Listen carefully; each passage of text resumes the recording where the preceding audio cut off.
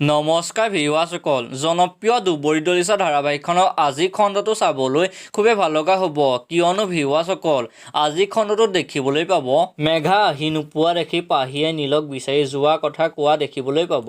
আনফালে নৈ মামায়েক নৈ ঘৰৰ পৰা আহে আৰু নৈ আইতাকে নৈ বেমাৰটো ভাল পাইছেনে সুধিব আৰু মামায়েকে বেমাৰটো ভাল হৈছেনে নাই সেইটো নাজানো বুলি কয়।